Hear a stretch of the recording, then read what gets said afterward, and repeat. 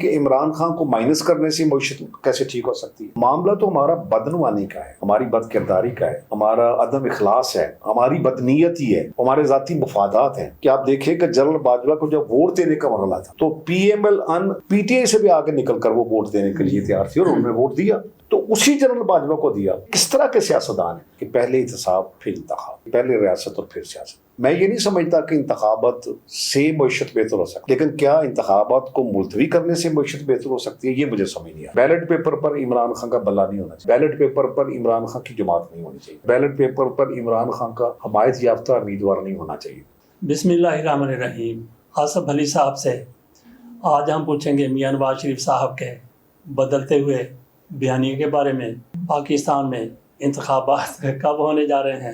مذاق ہی بنا کے رکھ دیا گیا، لیکن آغاز کرتے ہیں مولانا فضل الرحمان صاحب کی طرف سے۔ یہ کہا گیا ہے کہ پہلے معیشت درست کی جائے، اس کے بعد انتخابات، پہلے عمران خان کو سیاست سے نکالا جائے پھر انتخابات۔ مولانا فضل الرحمان خود انتخابات جیت کر یہ سارے کام کیوں نہیں کر لیتے؟ بھلی صاحب کیا کہتے ہیں؟ جی بسم اللہ الرحمن الرحیم۔ جس طرح فضل الرحمان صاحب کا اپنے حوالہ دیا ہے کہ پہلے معیشت اور پھر انتخابات، اس کی میں ماضی میں، پاکستان کی ماضی میں دو مثالیں اور پیش کرنا چاہتا ہوں۔ جب جنرل ضیاء الحق نے مارشل لا لگایا تو ولی خان صاحب جو حیدرآباد ٹریبونل میں سزا یافتہ تھے، ان سب کو رہائی ملی، تو انہوں نے رہائی کے بعد سب سے پہلے نعرہ یہ لگایا کہ پہلے احتساب پھر انتخاب۔ جی مجھے یہ سمجھ نہیں آتی کہ ایک سیاستدان جن کی زندگی اگر جمہوریت کے لیے ہے،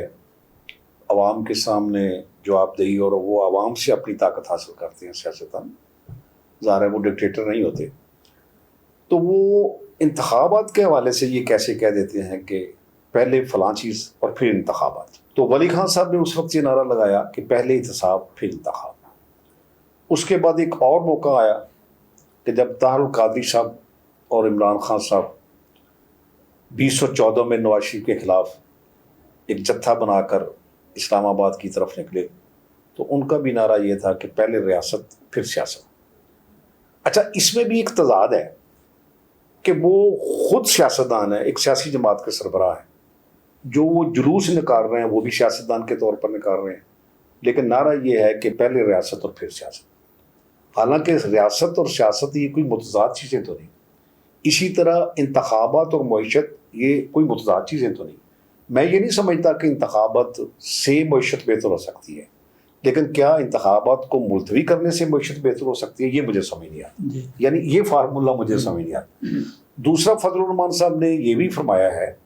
کہ جنوری میں الیکشن اس لیے مشکل ہیں کہ وہ برف باری بہت سارے علاقے پاکستان کے متاثر ہو جاتے ہیں اور وہ ووٹ نہیں دے سکتے۔ پھر انہوں نے کوئی ذاتی بھی جو جے یو آئی کے حوالے سے وہاں تخریب کاری کے جو واقعات ہوئے ہیں، ان کے کچھ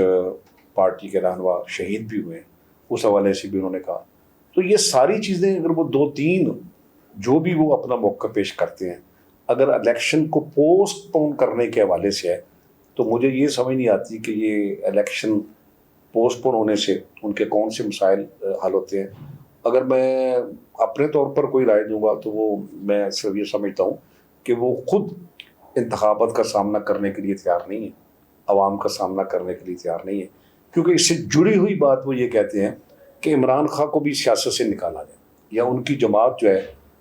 وہ مطلب یہ ہے کہ بیلٹ پیپر پر عمران خان کا بلا نہیں ہونا چاہیے، یا بیلٹ پیپر پر عمران خان کی جماعت نہیں ہونی چاہیے، یا بیلٹ پیپر پر عمران خان کا حمایت یافتہ امیدوار نہیں ہونا چاہیے۔ تو اصل مسئلہ تو پھر معیشت نہ ہوا، پھر عمران خان ہوا۔ لیکن مجھے یہ بھی نہیں سمجھ آتی کہ عمران خان کو مائنس کرنے سے معیشت کیسے ٹھیک ہو سکتی ہے۔ یہ تو معیشت جو ٹھیک ہونی ہے وہ تو ہونی ہے کہ ملک سے کرپشن کا خاتمہ کیسے کیا جا سکتا ہے، ملک میں روپے کی جو قیمت ہے اسے بہتر کیسے کیا جا سکتا ہے، مصنوعی طور پر جو ڈالر کی قیمت بڑھائی گئی ہے اسے کیسے ختم کیا جا سکتا ہے۔ تو معاملہ تو ہمارا بدعنوانی کا ہے، ہماری بد کرداری کا ہے، ہمارا عدم اخلاص ہے، ہماری بدنیتی ہے، ہمارے ذاتی مفادات ہیں۔ ادروائز تو انتخابات سے معیشت کو کوئی خطرہ نہیں، فضل الرحمان صاحب کو یا کسی اور جماعت کو خطرہ ہو سکتا ہے۔ تو میری تو یہی رائے ہے۔ میاں نواز شریف صاحب کی طرف سے بڑے دھڑلے سے کہا گیا جی کہ میں پاکستان آؤں گا، ان لوگوں کا احتساب کروں گا، نہیں چھوڑوں گا، جی مٹی پاؤ والی پالیسی ختم، جی جی ان سے بدلہ لیا جائے گا، نام بھی لیے انہوں نے۔ جی جی نام بھی لیے بالکل۔ اچھا، لیکن اس کے بعد پھر پتہ چلا جی کہ اس بیانیے سے گریز کرنے کی پالیسی اختیار کر لی گئی ہے۔ تو جی میاں نواز شریف صاحب بیانیے کے دوراہے پر ہیں؟ نہیں، بیانیے کے دوہرائے پر نہیں ہے، بلکہ میں تو یہ کہوں گا عوان صاحب کہ یہ ایک بہت بڑا الزام ماضی میں جو پی ایم ایل این کی طرف سے نا ہمیشہ تنقید کا نشانہ بھی بنایا جاتا تھا عمران خان کو کہ وہ یو ٹرن بہت لیتے ہیں، اور میں سمجھتا ہوں کہ یہ جو نواز شریف صاحب کا یو ٹرن ہے، اکیلے یو ٹرن، یہ عمران خان کے شاید کوئی 20 یو ٹرن پر باری ہے، کہ جس طرح آپ نے فرمایا کہ وہ انہوں نے نام لے کر کہا جنرل باجوہ کا اور جنرل فیض کا، اور پھر کچھ ججز کا بھی نام لیا، اور پھر یہ ہے کہ مٹی پاؤ والی پالیسی نہیں چلے گی، ان کا احتساب ہونا چاہیے۔ میں یہ سمجھتا ہوں کہ 2 یا 3 دن کے بعد ان کے یہ پہلے بیانیے کی وہ جو محاورہ ہے کہ سیاہی بھی ابھی خشک نہیں ہوئی تھی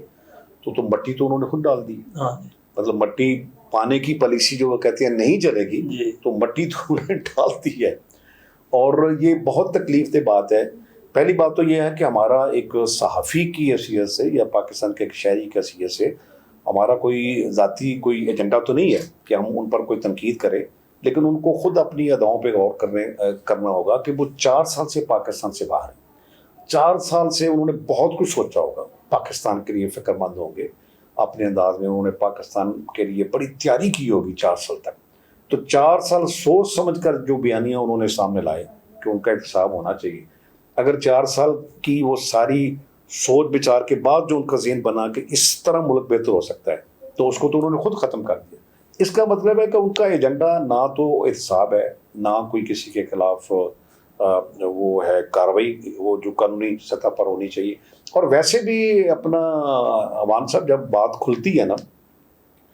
فرداً وہ جنرل باجوہ کا کس بنیاد پر احتساب کرنا چاہیے، جنرل فیض کا کس بنیاد پر احتساب کرنا چاہیے، وہ یقیناً ہمیں بھی پتہ ہے، یعنی آپ کو بھی پتہ ہے اور مجھے بھی پتہ ہے کہ وہ ایک بات یہ کر رہے ہیں کہ انہوں نے اپنا جو ایک حدود ہے، جو دستوری حدود ہیں، آئینی حدود ہیں، اسے کراس کرتے ہوئے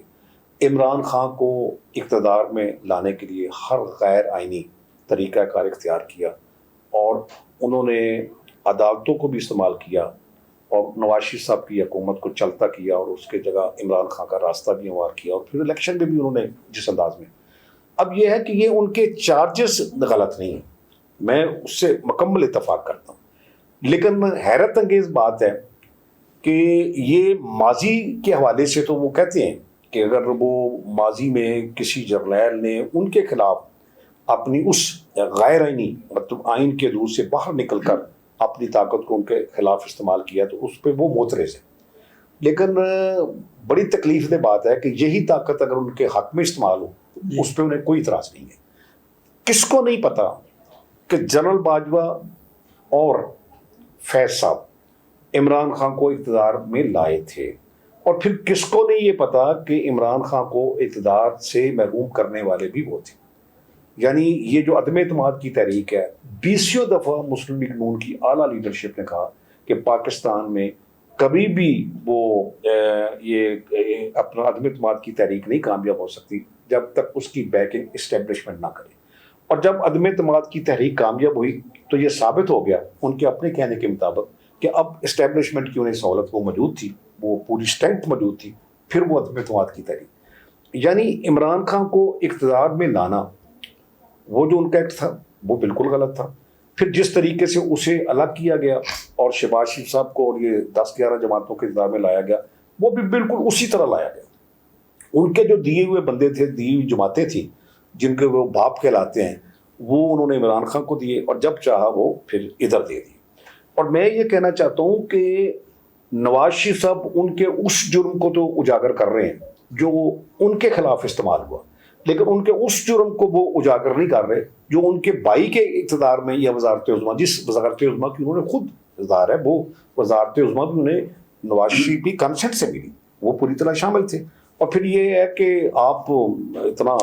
مطلب تزیہ خوبصورت کرتے ہیں کہ آپ دیکھیں کہ جنرل باجوہ کو جب ووٹ دینے کا مرحلہ تھا تو P M L N P T I سے بھی آگے نکل کر وہ ووٹ دینے کے لیے تیار تھی اور انہوں نے ووٹ دیا، تو اسی جنرل باجوہ کو دیا۔ اب جس جنرل باجوہ نے چارج تو وہ لگا رہے ہیں کہ 2018 کے انتخابات میں انہوں نے یہ کیا یا 2014 میں یہ کیا، تو ایکسٹینشن تو 2018 کے بعد کی بات ہے نا جی۔ تو جب انہوں نے ایکسٹینشن میں ووٹ دے دیا تو پھر وہ اس کا جو میں تو کہتا ہوں کہ جس بندے نے وہ مطلب آئین سے ماورا اقدام کیا، آپ اس کا احتساب چاہتے ہیں، تو آپ نے جب ایکسٹینشن کا ووٹ دیا تو پھر اس کا مطلب ہے کہ آپ کا بھی احتساب ہونا چاہیے۔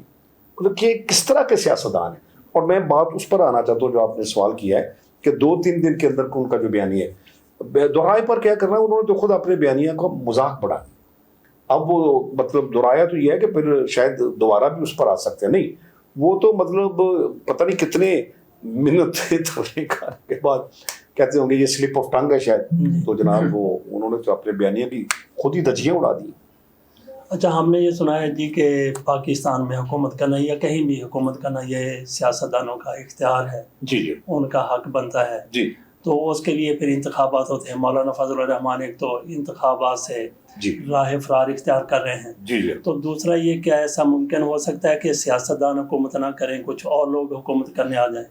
پہلی بات تو یہ ہے کہ یہ جو موجودہ گورنمنٹ ہے نا جی، انٹرم گورنمنٹ ظاہر ہے جس کی آئینی مدت 90 دن ہے، تو 90 دن سے جو تجاوز کرنا ہے اس کے بعد مطلب صورتحال تو یہ ہے کہ آئین سے تو ماورا صورتحال بن گئی۔ اچھا، اگر ایک دفعہ آئین سے ڈیویشن ہو جائے اور اگر آپ اسے کہیں کہ مطلب جس طرح آپ نے کوئی اشارہ کیا ہے کہ دوسرے لوگ کہ ان کی بھی بساط لپیٹ دی جائے جی۔ اور براہ راست، اب دیکھیں جو فوج ہے نا وہ اگر اپنے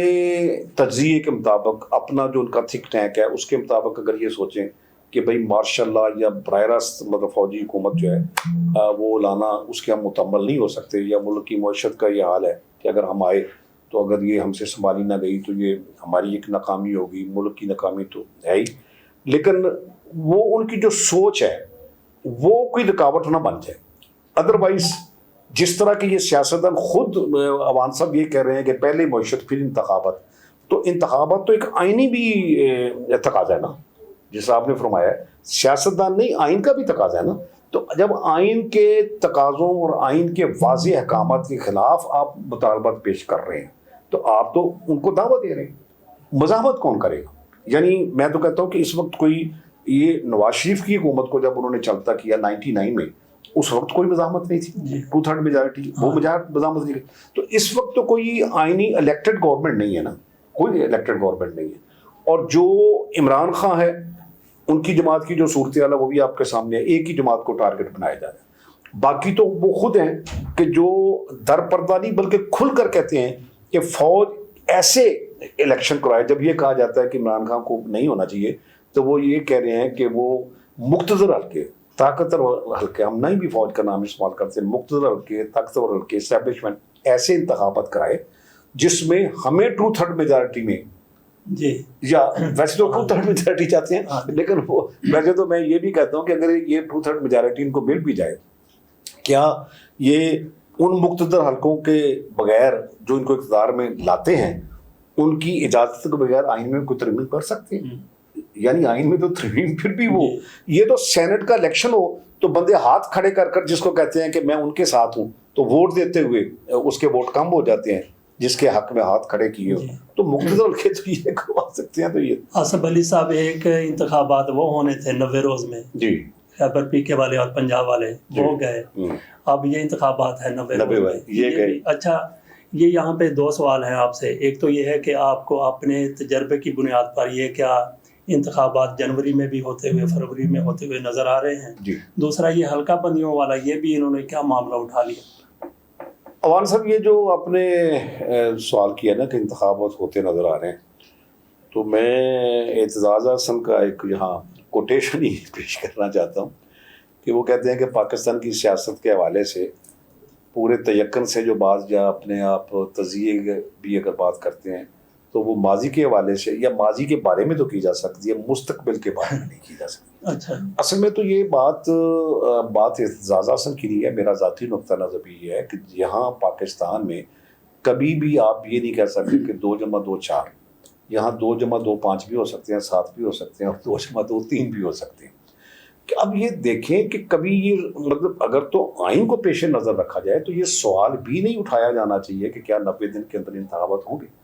لیکن یہ سوال اٹھتا ہی اس صورت میں ہے کہ پاکستان میں کوئی چیز جیسے ہوتا ہے اونٹ کی کوئی کل سیدھی نہیں ہے، دیکھنا کہ یہ عجیب و غریب بات ہے کہ بلکہ جن لوگوں کو اس مسئلے کو اٹھانا چاہیے کہ انتخابات اس پیریڈ میں ہونا چاہیے جو آئین نے طے کیا ہوا ہے، جن جماعتوں کو یہ مطالبہ کرنا چاہیے وہ جماعتیں اگر کوئی نہ کوئی مطلب ایکسکیوز کریں تو اس کا مطلب یہ ہے کہ یہ ایک درپردہ کوئی ایسی سازش ہو رہی ہے، ایسی کوئی کھچڑی پک رہی ہے کہ یہ انتخابات جنوری میں بھی ہوتے ہوئے نظر نہیں آ رہے۔ اور دوسری وہ جو آپ نے انتخابی حلقوں کی بات کی ہے، انتخابی حلقوں کا دیکھیں پہلی بات یہ ہے کہ مردم شماری جب انہوں نے، بلکہ یہ الیکشن بھی کچھ آگے انہوں نے اسی بہانے پہ کی ہے کہ مردم شماری جب اس کو ایک باضابطہ طور پر منظور کر لیا جاتا ہے جو اس کا ایک قواعد و ضوابط ہیں، تو پھر لازمی بات ہے کہ اس مردم شماری کے مطابق حلقہ بندی ہونی چاہیے۔ تو مردم شماری کا تو مطلب یہ ہے کہ بھائی ان کو عوام کو گنا، اور گنتی جو بھی ہے آپ نے ایک جو قومی اسمبلی کے لیے اور صوبائی اسمبلی کے حلقہ کے لیے جو بھی تعداد ایک مقرر کی گئی ہے اس کو اسی پیمانے کو ہر حلقے میں مطلب اس پیمانے پر حلقے کو پورا اترنا چاہیے، اسی پیمانے کو سامنے رکھ کر ہر صوبائی اسمبلی یا قومی اسمبلی کے ووٹوں کا تعین ہونا چاہیے۔ تو یہ تو بڑی مزہ خیز بات ہوگی کہ کہیں 7 لاکھ پر اور کہیں 3 لاکھ پر یا کہیں 2 لاکھ پر کر دی جائے قومی اسمبلی کا، اور آپ بالکل یہ کہ یہ جو نمائندگی ہے مطلب قومی اسمبلی میں صوبائی اسمبلی میں یہ پبلک کی نمائندگی ہے، پبلک کی نمائندگی جو ہے نا وہ ان کی گنتی کاؤنٹنگ کے حوالے سے ہونی چاہیے۔ اور سینٹ میں ٹھیک ہے بلوچستان سب سے مطلب آبادی کے اعتبار سے چھوٹا صوبہ ہے، سرحد اس سے بڑا ہے، سندھ پھر اس سے بڑا ہے، تو لیکن وہاں سب کی سینٹ میں مساوی نمائندگی، وہ اسی لیے مساوی نمائندگی ہے نا کہ آبادی کے اعتبار سے قومی اسمبلی میں اور صوبائی اسمبلیوں میں ہوگا، اور اگر آبادی کو مطلب قومی اور صوبائی اسمبلیوں میں نہیں رکھنا تو پھر تو سینٹ کا جواز ہی کوئی نہیں، سینٹ کا تو مطلب ہی ہے نا یہ وہاں مساوی نمائندگی ہوگی، یہاں آبادی کے اعتبار سے نمائندگی ہوگی۔ اچھا، آج کی سیاست کے حوالے سے بحرانوں میں گھری ہوئی ہے، اس میں آپ صحافت اپنا کردار ادا کر رہی ہے واقعی جو اس کو کرنا چاہیے؟ بڑے افسوس سے میں کہوں گا اپنا عوان صاحب کہ ہماری جو صحافت ہے نا وہ بھی کوئی اس پر بھی ایسے ہے کہ جیسے شام غریباں کا منظر ہے۔ دیکھیں جو صحافت ہے اور جو سیاست ہے اس کا چولی دامن کا ساتھ ہے، ہمارا سیاست اور صحافت دونوں کو مجموعی طور پر آئین کی سربلندی کے لیے، قانون کی حکمرانی کے لیے، جو بنیادی انسانی حقوق ہیں اس کے تحفظ کے لیے، یہ سب ہمارا ایک مشترکہ کاز ہونی چاہیے۔ ظاہر ہے صحافت جو ہے وہ رائے عامہ کو منظم کرتی ہے، اچھا سیاست بھی رائے عامہ کو منظم کرتی ہے اور رائے عامہ کی ترجمانی کرتی ہے، لیکن نہ سیاستدان اپنا کردار ادا کر رہے ہیں نہ صحافت اپنا کردار ادا کر رہی ہے۔ اگر کوئی سیاستدان جرت کرتا بھی ہے، اب دیکھیں یہ عمران خان کا جو نام ہے اسی پہ آ جائیں کہ عمران خان کا نام وہ نہیں لیا جا سکتا میڈیا میں، اچھا تحریک انصاف کا چیئرمین کیوں پھر کہا جا سکتا ہے؟ یعنی یہ تو خود بلکہ ایک اس لفظ کے ساتھ ایک خود ان کی جو پالیسی ہے اس پر ایک تنقید بھی آ گئی، تو اس سے بہتر ہے کہ ان کا مطلب نام لیا جائے۔ لیکن کہنے سے مراد ہے کہ اگر انہوں نے یہ پابندی عائد کر دی، اچھا پھر اخبارات میں تو عمران خان لکھا جا سکتا ہے، یہ بھی عجیب بات ہے کہ الیکٹرانک میڈیا پہ نہیں دیا جا سکتا، پرنٹ میڈیا میں چھاپا جا سکتا ہے، اور اگر وہ پرنٹ میڈیا میں بھی اعلان کر دیں جو مقتدر جن بھی حلقوں نے وہ فیصلہ کروایا ہے تو پھر پرنٹ میڈیا میں بھی نہیں لکھا جائے گا، تو یہ صحافت نہیں ہے۔ ہم وہ پورا، میں ایک تھوڑی سی اور مثال دیتا ہوں، جس طرح مشرقی پاکستان کے حوالے سے سقوط مشرقی پاکستان، اس وقت بھی کہتے ہیں کہ صحافت نے وہ کردار ادا نہیں کیا جو ملک کے اصل حالات تھے، وہ جو آئینہ تھا وہ اس آئینے میں، صحافت آئینہ بھی جو ہے نا، صحافت ایک آئینہ ہے، جس طرح کی شکل ہے جس طرح کے حالات ہیں وہ اس کا عکس اس آئینے میں ہوگا۔ اگر صحافت بر وقت اس آئینے میں اس شخص کو نہیں دکھاتی، بعد میں تو تاریخ کا حصہ ہے، تو پھر تو اس دور کے صحافیوں میں بھی لکھا جائے گا کہ وہ مردہ ضمیر تھے۔ مطلب استثناء کی نہیں بات کر رہا، استثناء تو بہرحال ہر جگہ ہے، بڑے اچھے جرأت مند صحافی موجود ہیں،